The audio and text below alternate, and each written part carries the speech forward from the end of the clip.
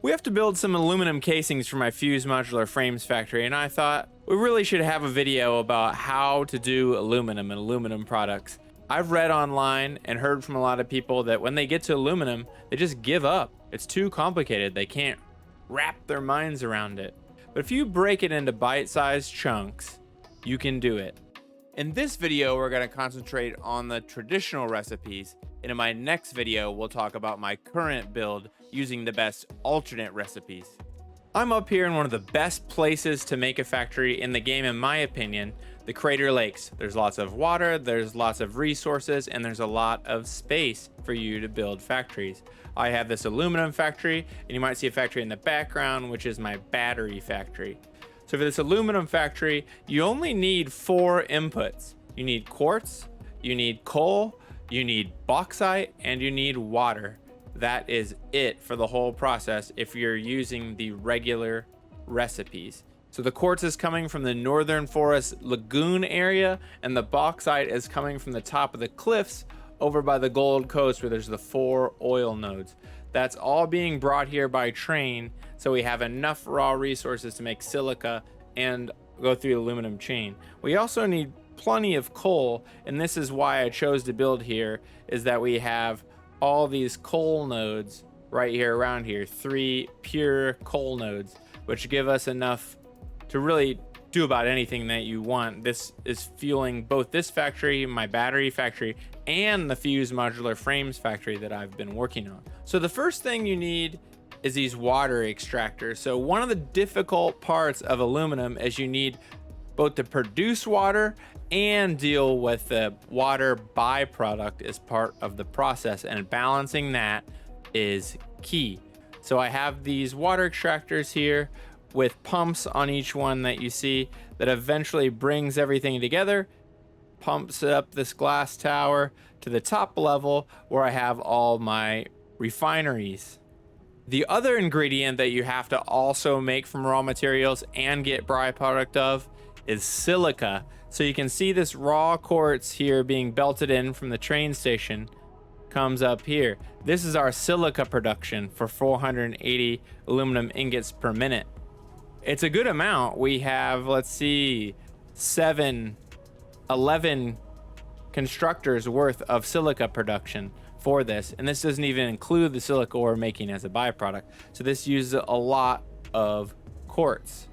So when you have your silica production going, and you have your water production going, and you have your coal and bauxite coming in, the next step is to make the alumina solution. So we'll go up to our refinery level. So this is our alumina solution production. Let's take a look at one of these refiners. We have 4 of them going. So this intakes 120 bauxite per minute and 180 water per minute, and outputs 12 meters cubed of alumina solution and 5 silica per minute. So the tough part here is that we output silica and we input water. We need 720 cubic meters of water to run these 4 machines at full blast. And we also have to deal with 200 silica per minute as a byproduct from this production. And you need 480 bauxite per minute. So using the traditional recipes, you have a 1-to-1 ratio of bauxite going in and ingots going out. So you might notice that I said we need 720 cubic meters of water per minute. And that is actually more than 1 Mark II pipe can hold. But you don't actually need 2 Mark II pipes. I'll explain that here in a second. So here are alumina solution production, and you can see behind we have the silica coming out as a byproduct going back down here, and then we have the alumina solution coming out as the main product going over here. So we're going to make aluminum scrap here as the next step in the process. So aluminum scrap takes 240 cubic meters of alumina solution per minute and 120 coal per minute, and we have 2 refineries. So we need 480 alumina solution, which we saw that we had in the last step, and we need 240 coal per minute, which is why we have the raw coal coming in. Now you'll see that this outputs 360 units of aluminum scrap per minute and outputs 120 water per minute. Two issues coming from this. You need to have Mark V belts to have 2 aluminum scrap refineries running at full blast. And then you need to deal with that water, because if the water backs up, the whole process stops. So here we see the aluminum scrap ripping out of these 2 machines. So we have 720 aluminum scrap per minute coming out, and that's going on our Mark V belts, which hold 780 units per minute on them. So you might be asking, how do we get Mark V belts, which take aluminum sheets, to put in an aluminum factory before we have an aluminum factory? Well, you don't. So what I did, being this is the first time I'm making aluminum in this factory, is put in Mark IV belts. And then as the production ramps up and I have some aluminum ingots, then I came back here and replaced all these belts with Mark V belts so I could get the full production that I needed out of my bauxite. So all that aluminum scrap goes downstairs to be made into ingots, along with the silica that is also going downstairs. And we'll get back to that in a second. But now, this is the problem. This is the part that crosses everyone up. It's dealing with this water, this excess water. It backs up and can really gum up your production. You have to deal with it or your machines will not run. And so you can see the water coming out of these 2 aluminum scrap refineries and coming back here. And I have it feeding straight back into our alumina solution production.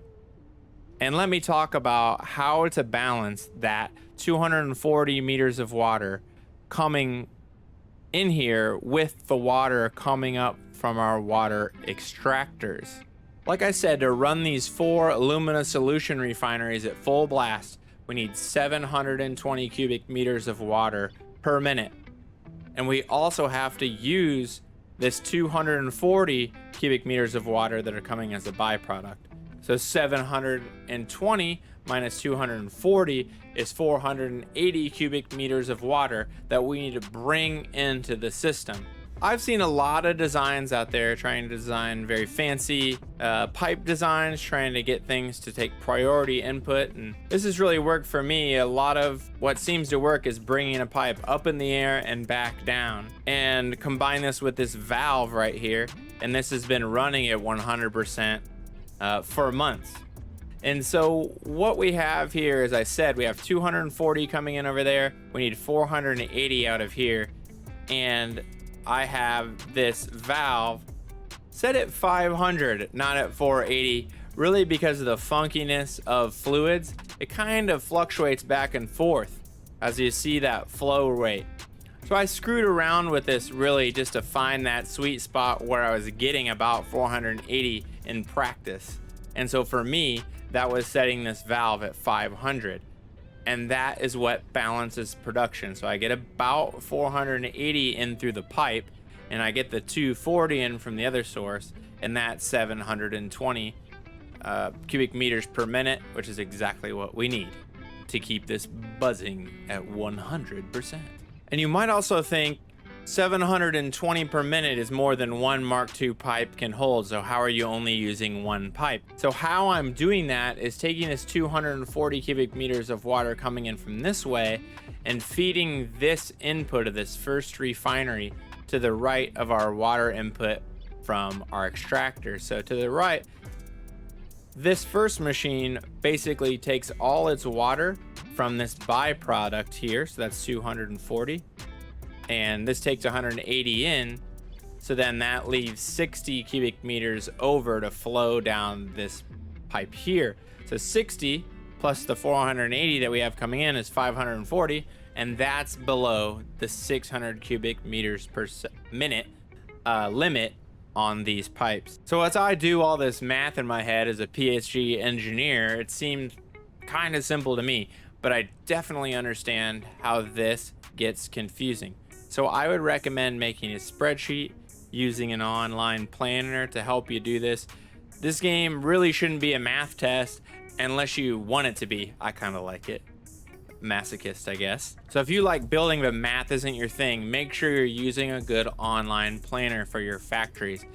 Check the description for a link to Code Faber's tool. I showed it off in an earlier video, but man, that thing makes my life so much easier. Highly recommend it, and I think it will help a lot in this situation. So to recap, the key here is to keep your byproduct from backing up. You need to use all the silica coming out of here, and you need to use all the water coming out of here, or your factory will grind to a halt. So now I've shown you how to deal with all the water. I want to show you how to deal with the silica and how we make those ingots down here in the lower level. So let's go down here and follow the scrap and follow the silica back down our logistics tower over here. So this is that level that I showed off and right at the start of the video where we're making our ingots. Remember, this factory is using all the traditional recipes, no alternate recipes. So aluminum ingots here take 90 aluminum scrap per minute and 75 silica per minute. We have 720 aluminum scrap coming out of our machine. 720 divided by 90 is 8, and that's why we have 8 foundries to make these aluminum ingots. Let's see here, how much silica is this that we need? So it's 8 times 75, 560 plus 40, 600 silica per minute. 600 silica per minute from our byproduct from upstairs and our silica factory downstairs. So our byproduct gives us 200 silica per minute.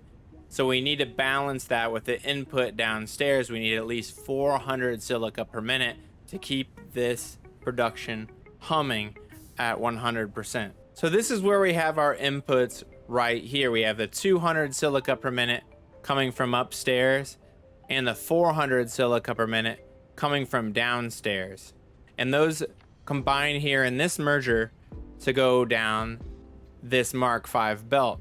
As I said earlier, when I first built this factory, I built it with Mark IV belts just to get the aluminum output started, so eventually I could make enough aluminum sheets to come back and replace this with Mark V belt so it could reach its full potential. And so to augment our silica byproduct, we need 400 silica per minute, and that's what we have down here on the first floor of the factory. For these machines with the traditional recipe, you get 37.5 silica per minute out of each machine. I have 11 machines. This actually gives us 412.5 per minute, a little bit more than 400. So to make sure that you have everything running at 100% in an aluminum factory, very key to keep everything moving so nothing backs up.